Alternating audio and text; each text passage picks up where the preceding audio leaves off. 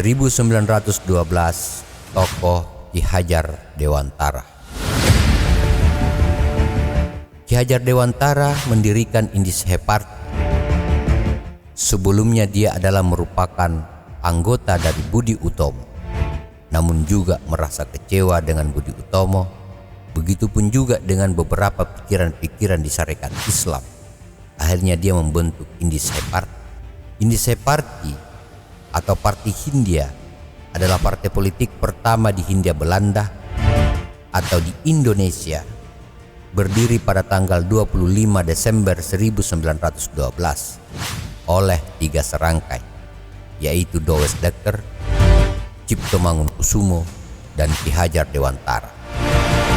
Tujuan pendirian organisasi ini adalah untuk menampung non-Jawa yang tidak masuk ke dalam Budi Utomo dan atau menampung non-Muslim yang tidak bergabung ke dalam syarikat Islam maupun Muhammadiyah.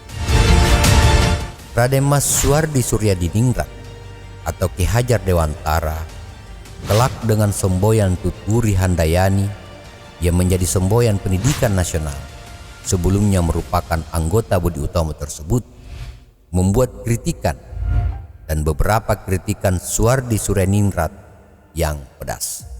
Ia pernah menentang perayaan 100 tahun kemerdekaan Belanda di Indonesia. Menurutnya, penjajah tidak sepatutnya merayakan kemerdekaan di tanah jajahannya, bahkan dibiayai oleh rakyat pribumi yang dijajahnya.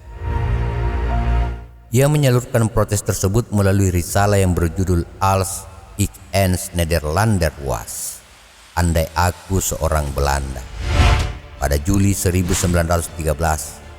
Risalah yang dicetak sebanyak 5.000 eksemplar ini membuat pemerintah Hindia Belanda naik pitam. Isi risalahnya, sekiranya aku seorang Belanda, aku tidak akan menyelenggarakan pesta-pesta kemerdekaan di negeri yang kita sendiri telah merampas kemerdekaannya. Sejajar dengan jalan pikiran itu, bukan saja tidak adil, tetapi juga tidak pantas untuk menyuruh si penduduk pedalaman memberikan sumbangan untuk dana perayaan itu. Pikiran untuk menyelenggarakan perayaan itu saja sudah menghinakan mereka, dan sekarang kita pula membongkar koceknya. Ayo teruskan penghinaan lahir dan batin itu. Kalau aku seorang Belanda, apa yang menyinggung perasaanmu dan kawan-kawan sebangsaku, terutama ialah kenyataan bahwa bangsa penduduk pedalaman diharuskan ikut berkongsi suatu pekerjaan yang beliau sendiri tidak ada kepentingan sedikit pun.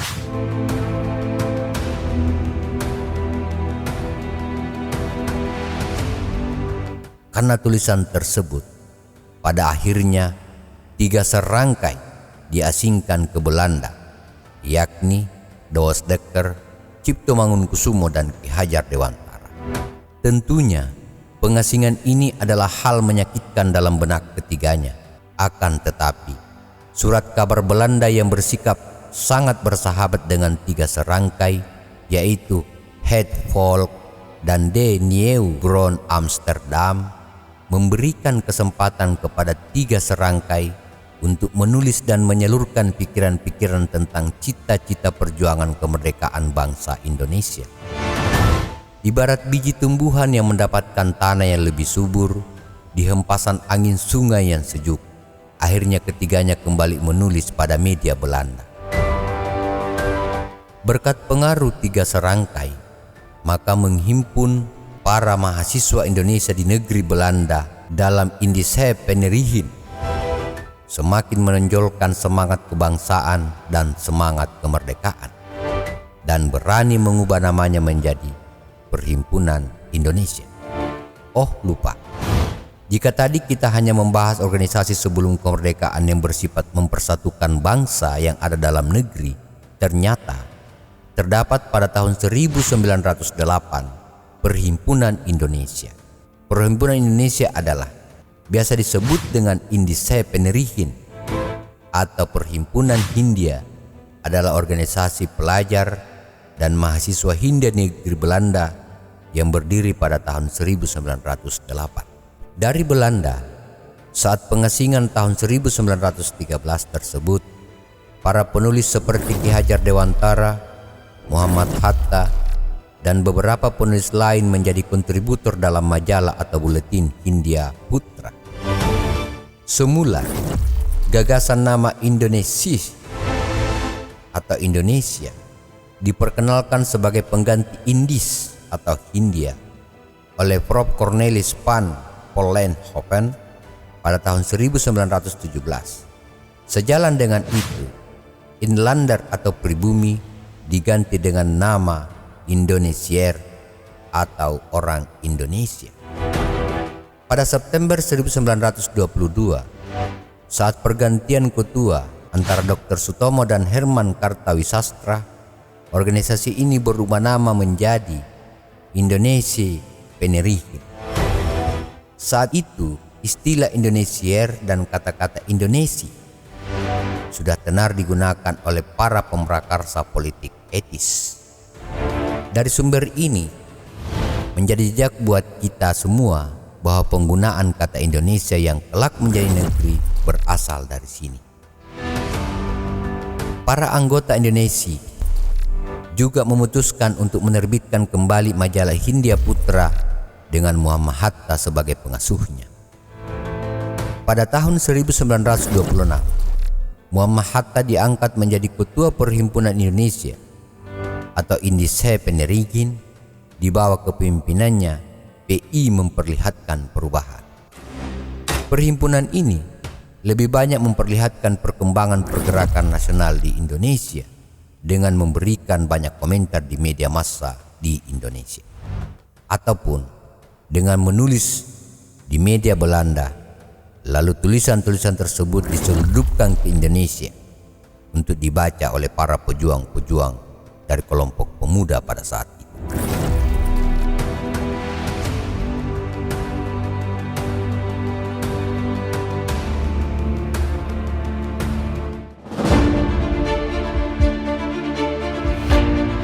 Tahun 1914 dengan tokoh Henk Snevely, Indische Social Democratische Penerigen atau ISDV, Indische Social Democratische Penerigen, adalah organisasi yang berdiri pada 9 Mei 1914 oleh Henk Snevely yang merupakan anggota dari Partai Buruh Sosial Demokrat Belanda. ISDV merupakan organisasi yang menganut paham Marxisme. ISDV inilah yang kemudian menjadi cikal bakal terbentuknya Partai Komunis Indonesia pada Desember 1920. Tujuan ISDV adalah membawa sosialisme di masyarakat Bumi Putra yang tidak hanya didapat oleh kepala anggota yang berasal dari Eropa. Organisasi ini juga menyebarkan paham sosial demokrat ke masyarakat Hindia saat ini Indonesia. Populernya ideologi kapitalisme dan liberalisme juga di Indonesia telah dipelopori oleh ISDV. Sehingga ketika kita bertanya kapan mulai muncul organisasi-organisasi cikal bakal lahirnya Partai Komunis, itu sudah terjadi pada tahun 1914.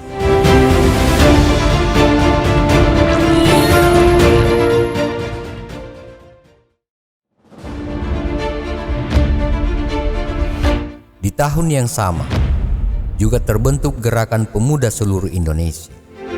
Gerakan Pemuda Seluruh Indonesia adalah organisasi yang muncul berkat titik terang pengaruh adanya Budi Utomo yang membawa dampak bagi seluruh pemuda yang ada di Nusantara, Indonesia. Tahun 1914 kemudian berdiri Perkumpulan Pasundan dengan tujuan mempertinggi derajat kesopanan, kecerdasan, dan memperluas kesempatan kerja. Selanjutnya, pada 16 Agustus 1927, dibentuklah organisasi Persatuan Minahasa di bawah pimpinan Dr. Tumbelaka dan Sam Ratulangi. Akibat adanya kesalahpahaman, kemudian berdiri pula Sarekat Celebes. Berkat semangat pemuda bangsa Indonesia saat itu membuat banyak organisasi pemuda muncul, mulai dari Sarekat Madura, Perserikatan Timor, dan Sarekat Sumatera. Organisasi pemuda di seluruh Indonesia ini berkembang berkat terbentuknya perkumpulan pemuda kedaerahan.